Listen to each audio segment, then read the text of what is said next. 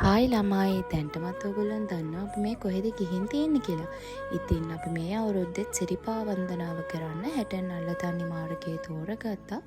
ඉතින් අපි ඉස්සරහට යමු. ඔයාලට බලන්න මම වීඩියෝ ක්ලිප්ස් වගේකුත් ගත්තා. අපි යමු එහෙනම් ඉස්සරහට අපි කොහොමද ගමන ආරම්භ කරේ කියලා. ඉතින් අපි ගමන ආරම්භ කරේ කොළඹින්. මොකද අපේ නඩේ ඔක්කොම ඉන්නේ කොළඹ නිසා.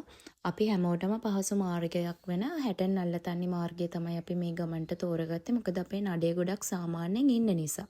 ඉතින් අපි ඔක්කොම හැටන් අල්ලතන්නිට ඇවිල්ලා එතන තියෙන පන්සලෙන් ආශිර්වාදත් අරගෙන හැමෝම ගමන ආරම්භ කරන්න පටන් ගත්තා. හේතුව අපේ කෝඩු පිරිසකුත් හිටිය නිසා. ඉතින් ඇත්තටම ඔයා යන්නේ පළවෙනි පාරට කරුණා කරන්න නම් හරි ඔයාට යන්න අපහසුතාවයක් තියෙන කෙනෙක් නම් හරි ඉක්මනට කරුණා කරලා බහින්න කැමති කෙනෙක් නම් ඕගොල්ලෝ හැටන් අල්ලතන්නි මාර්ගය තෝරගන්න. එහෙම නැත්නම් මම ඕගොල්ලන්ට කියන්නේ පුළුවන් නම් ඕගොල්ලෝ රත්නපුර පාරෙන් සිරිපා කරුණාව කරන්න. මොකද රත්නපුර පාරෙන් ගියොත් ඕගොල්ලන්ට මේ පරිසර සුන්දරත්වයේ විඳගෙනම සිරිපා කරුණාව කරන්න පුළුවන්.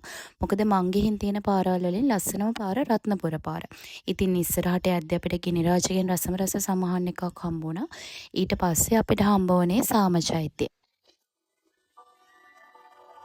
සාම චෛත්‍ය ගාවට ගියාම සිරිපා මළුවට යන ගමන් මාර්ගය හරියම ලස්සනට පේනවා. පහලට කරුණා කරන නඩයක් කිව්වා අපිට ඉස්සරහා ගඟුලතැන්න අම්බලම ගාව රසම රස නූඩල්ස් දන්සලක් සංවිධානය කරලා තියෙනවා කියලා. ඉතින් අපි ඒ රසම රස නූඩල්ස් දන්සලෙන් නූඩල්ස් උත් කාලා ගියා. ඉතින් මේ වගේ දෙයක් සංවිධානය කරපු හැමෝටම පිස්සි අපි සීත ගඟුලෙන් නාලා එහෙම මෙහෙලට කරුණා කරා.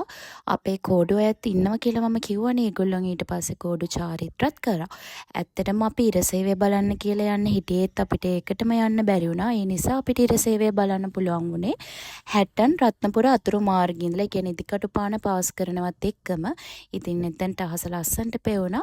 අපි ඊළඟ පාර බලාපොරොත්තු වෙනවා ඉරසේවේ මළුවේ ඉඳලම බලන්න පුළුවන් වෙයි කියලා. වීඩියෝ එක පටන් ගද්දී මම ඕගොල්ලන්ට කිව්වනේ මං ගියපු පාරවල් වලින් ලස්සනම පාර තිබේ රත්නපුර පාරේ. අපේ බුදුන් අපි වඳින්ද රන් සමනොල යනවෝ ඉරන් පතුල අපි වඳින්ද හිමේ නැගලා යනවෝ වම් සිරිපා අපි වඳින්ද නටේ පිටින් යන අග්ගල අපි කෑවේ රත්නපුර පාරට ආවට පස්සේ. ඉතින් මේක කාලා ටිකක් වෙලා ඉන්න ඕනේ. ටිකක් වැඩිපුර වෙලා අපිට පොලිමේ ඉන්න උනා. හේතුව තමයි අපි සාමාන්‍යයෙන් 10 තේවාවටත් අහු වුණා. ඉතින් එහෙම මිහලට කරුණා කරන්න ඕන නිසා අපි උදේ 7 ඉඳලා 12 වෙනකම් හරියටම රත්නපුර පාරේ ඉඳලා මළුවට හිටගෙන හිටියා. ඉතින් ඒ යන අතරමඟ මාරම ලස්සනයි අහසේ වලාකුළු සැරෙන් සැරේට වෙනස් වෙනවා. හරිම ලස්සනයි. මේ බෞද්ධ කොඩි දකිද්දි මට ඒ වීඩියෝස් ගන්න නැතුව ඉන්න හිතුන්නේ නැහැ. කියන්නේ ඒවා හරිම ලස්සනයි සහ ඒක බලාගෙන ඉන්න හරිම ආස හිතෙනවා. ඉතින් අපි චුට්ට ඔහොම යද්දී අපිට ඊළඟට සුලං කපොල්ලත් හම්බුණා. අපි සුලං කපොල්ලත් පහු කරගෙන ඉස්සරහටම ගියා. කඳු පාස් කරගෙන යද්දී කඳු වලට වැටිලා තියෙනවා හෙවණැල්ලක් වගේ. ටිකක් දුර යද්දී තමයි අපිට තේරුනේ මේ බලාකුළු වල හෙවණැල්ල තමයි මේ කඳු වලට වැටිලා තියෙන්නේ කියලා. ඉතින් හරිම ලස්සනයි. අපි ඔහොම යද්දී අපි ඉක්මනට මළුව ගාවට ළඟා වුණා. මළුව ලං වෙනකොට දැනෙන හැඟීම ඒක වචන වලට විස්තර කරන්න බෑ. අපි මෙච්චර දුරක් ආවද මෙච්චර දුරක් හිටගෙන හිටියද කියලාවත් අපිට අමතක වෙනවා. ඊට පස්සේ අපි ගෙනාවු හඳුන් කෝරුත් අපි පත්තු කරලා පහනත් පත්තු කරලා අපි ගෙනාවු මළුත් පූජා කරා.